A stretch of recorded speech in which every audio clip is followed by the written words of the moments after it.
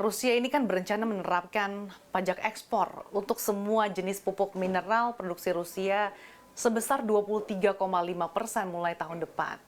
Nah, jika kebijakan ini diterapkan, apakah akan berdampak signifikan Pak bagi Indonesia dan seberapa besar sih dampaknya Pak pada harga pupuk dan dalam negeri begitu dan bagaimana nanti gambaran konversinya ke harga impor?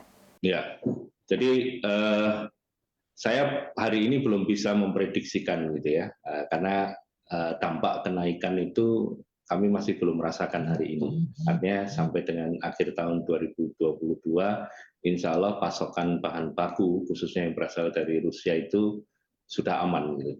Tapi itu nanti mungkin kita akan segera merasakan pada saat kita akan melakukan pembelian di awal-awal tahun atau di kuartal 1 tahun 2023.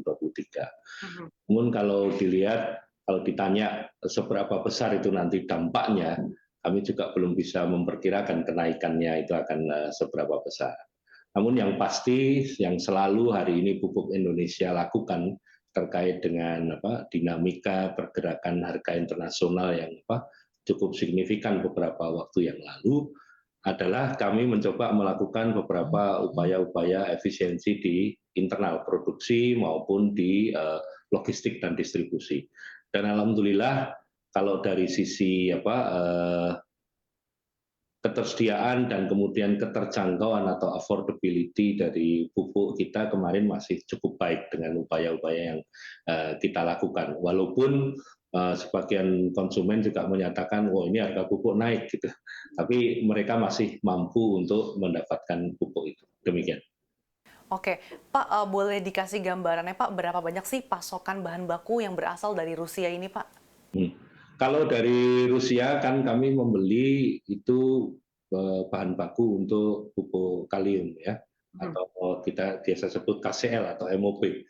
Itu kurang lebih menempati porsi 40-50% dari total KCl yang dibeli dari pupuk Indonesia Group.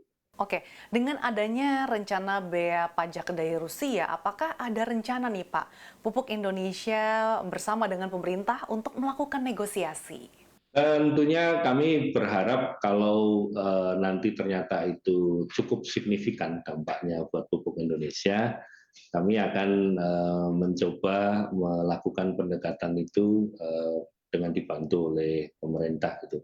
Hal yang sama sebenarnya kita sudah lakukan pada saat kemarin awal-awal konflik Rusia dan Ukraina itu, kami juga difasilitasi oleh pemerintah dalam hal ini Kemenlu, kemudian Kedubes RI di Rusia sana, kita bisa melakukan dialog dengan mitra kerja kita di Rusia sana, sehingga beberapa kemudahan itu bisa kita peroleh dan pada akhirnya kita bisa mengamankan pasokan kita sampai dengan akhir tahun 2022 ini.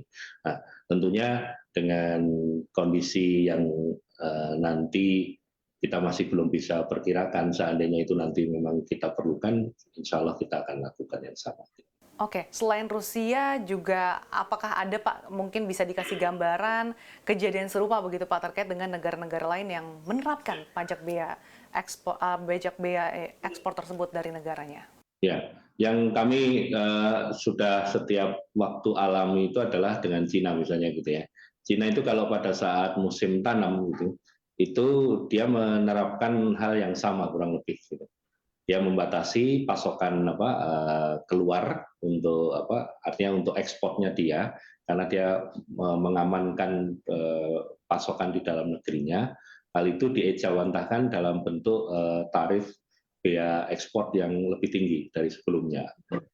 Dan karena window-nya itu juga kita juga bisa memperkirakan, artinya kita juga bisa menyikapi itu dengan baik gitu.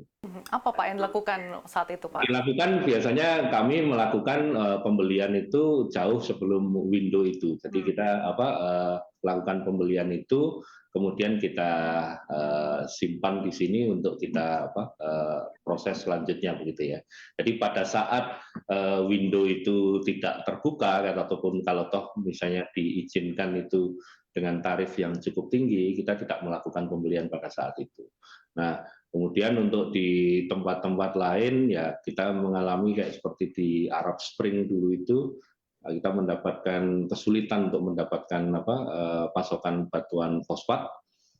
Juga pada saat itu dengan mencoba mengoptimalkan penggunaan batuan fosfat itu dari sumber-sumber lain yang kita terkena dampak dari Arab Spring pada saat itu, sehingga alhamdulillah pada saat itu kita juga bisa melewati lah masa-masa itu.